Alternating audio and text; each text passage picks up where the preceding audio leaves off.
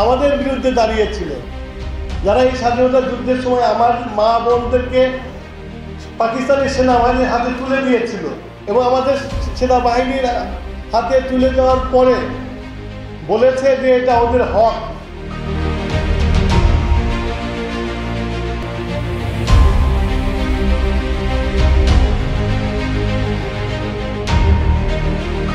একটা দেশের স্বাধীনতা মানে একটা মানচিত্র, তাই না?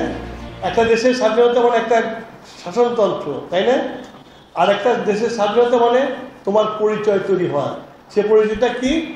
আগে আমরা কিন্তু পাকিস্তানি ছিলাম, এখন তোমরা কিন্তু বাংলাদেশি, বাই বার্থ বাংলাদেশি। এটা কি গর্বের জিনিস না? তুমি যে মাটিতে জন্মগ্রহণ করছো, যে মাটিতে বড় হয়েছ, সেই মাটির নামেই তোমার নাম বাংলাদেশি। কিন্তু আমরা এখানে জন্মগ্রহণ করেছি, কিন্তু আমাদের নাগরিকত্ব ছিল পাকিস্তানি। এই যে পাওয়াটা, এই যে লাখো শহীদের জীবনের বিনিময়ে, লাখো মার জীবনের বিনিময়ে, লাখো মাকে ধর্ষণ করা হয়েছে, তাদের জীবনের বিনিময়ে এই স্বাধীনতা তোমরা পেয়েছো। আমার খারাপ লাগে যে যারা এই স্বাধীনতার যুদ্ধকে বিরোধিতা করেছিল, টানা তৃতীয়বার অর্জন করেছে দেশের সেরা সুপার ব্র্যান্ড স্বীকৃতি বসুন্ধরা টিস্যু। যারা এই স্বাধীনতা যুদ্ধের সময় আমাদের বিরুদ্ধে দাঁড়িয়েছিল, যারা এই স্বাধীনতা যুদ্ধের সময় আমার মা বোনদেরকে পাকিস্তানি সেনাবাহিনীর হাতে তুলে দিয়েছিল এবং আমাদের সেনাবাহিনীর হাতে তুলে দেওয়ার পরে বলেছে যে এটা ওদের হক, এটা যুদ্ধে আছে, এখন এটা ওদের হক।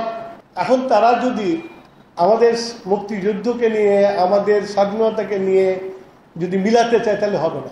24-এর গণ অভ্যুত্থান, 5ই আগস্টের গণ অভ্যুত্থান, এটা কিন্তু আগেও হয়েছে। আমরা বললাম 1969 সালে 11 দফা নিয়ে গণ অভ্যুত্থান করে আইয়ুব খানের মতো দুর্দান্ত প্রতাপশালী ডিক্টেটরকে আমরা পতন করিয়েছিলাম। আবার 91-এ এই ছাত্র জনতা গণ অভ্যুত্থান করে এরশাদকে পতন করেছিল। পতন করে নির্বাচন করার পরে আমাদের নেত্রী বেগম খালেদা জিয়া নির্বাচনে জয়লাভ করে প্রধানমন্ত্রী হয়েছিল।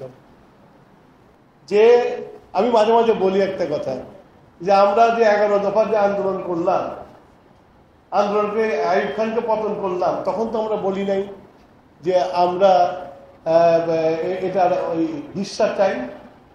তখন তো আমরা বলতে পারি, শেখ মুজিবকে বলতে পারতাম যে তুমি আমাদের সরকারে নাও, আমরা এটা আন্দোলন করেছি, কিন্তু তা করি না। এই জন্য করি না, ছাত্রর যে কাজ সেটাই করছি আমরা বিশ্ববিদ্যালয়ে ফেরত চলে গেছি।